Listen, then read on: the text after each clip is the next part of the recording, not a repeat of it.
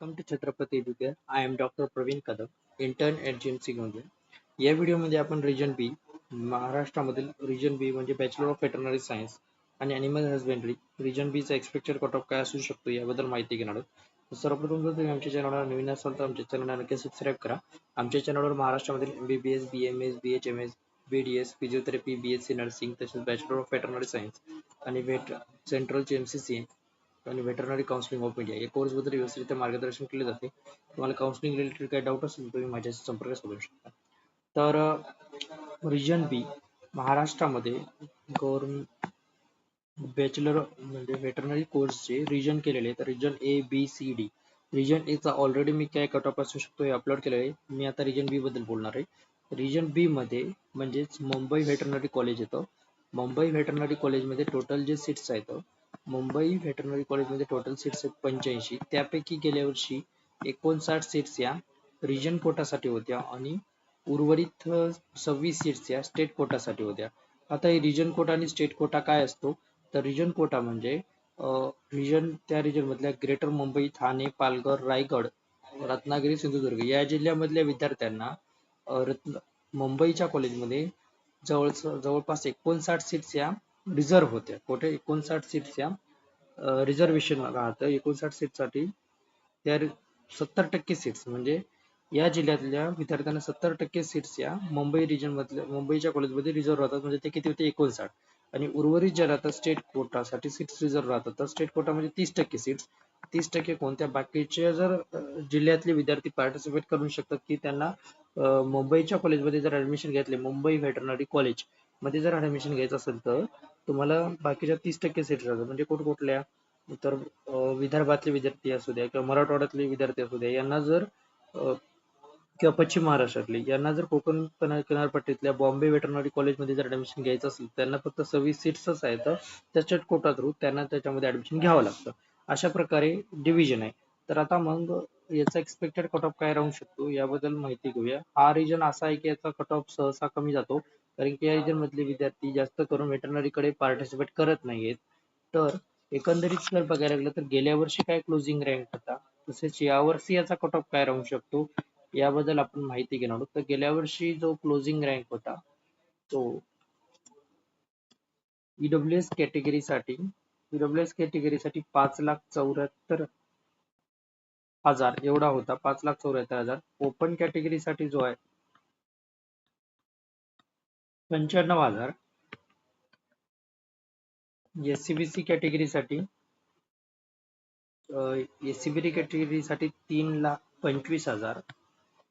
त्याच्यानंतर सीबीसी त्याच्यानंतर OBC कॅटेगरीसाठी 2,01,000. OBC कॅटेगरीसाठी 2,01,000 एवढा गेल्या वर्षी क्लोजिंग रँक होता.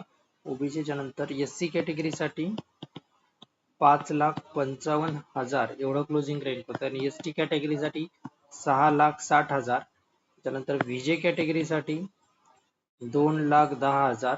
त्याच्यानंतर NT1 कॅटेगरीसाठी 5,14,000. त्याच्यानंतर NT2 कॅटेगरीसाठी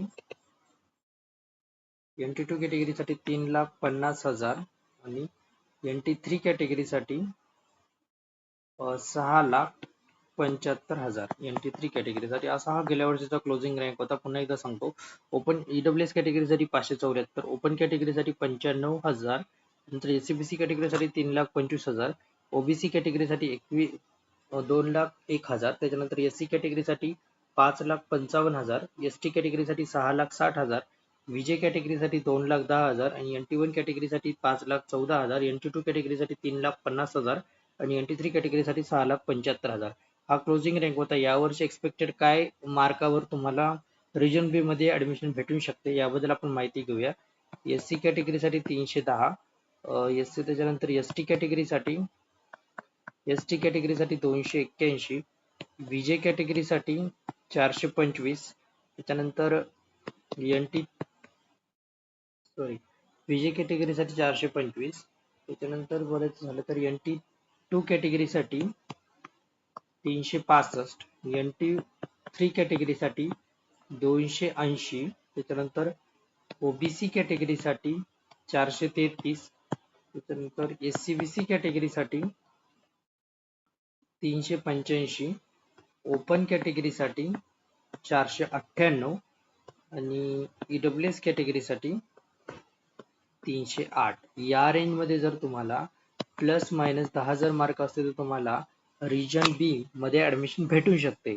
आता पुन्हा एकदा सांगतो, SC कॅटेगरीसाठी 310 मार्क, त्याच्यानंतर ST कॅटेगरीसाठी 281 मार्क, त्याच्यानंतर VJ कॅटेगरीसाठी 425, NT2 कॅटेगरीसाठी 365, त्याच्यानंतर NT3 कॅटेगरीसाठी 280, OBC कॅटेगरीसाठी 433, SCBC कॅटेगरीसाठी 365 385, ओपन कॅटेगरीसाठी 498 आणि EWS कॅटेगरीसाठी 308.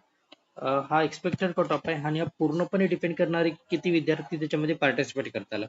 जेवढे जास्त विद्यार्थी पार्टिसिपेट करतील तेवढा जास्त कट ऑफ हाय जाईल. म्हणजे जेवढे जास्त मार्क वाले जर विद्यार्थ्यांनी पार्टिसिपेट केले तर हा कट ऑफ हाय जाऊ शकतो, याच्यापेक्षा जास्त मार्क पण लागू शकतात. टोटली डिपेंड करते किती विद्यार्थी पार्टिसिपेट करतात. त्याच्यानंतर याच्यामध्ये वेगवेगळ्या प्रकारचं रिझर्वेशन राहतं.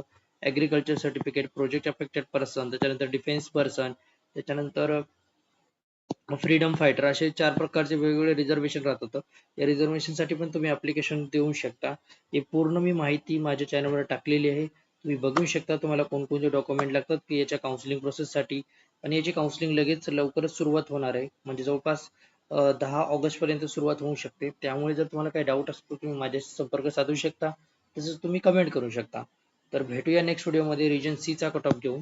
रिजन सी आणि रिजन डी दोनचा कट ऑफ राहिलेला आहे. रिजन ए चा cut of me already upload केलेला आहे. रिजन सी आणि रिजन डी चा कट ऑफ आपण नेक्स्ट व्हिडिओमध्ये बघूया काय येऊ शकतो एक्सपेक्टेड. ठीक आहे, थँक्यू.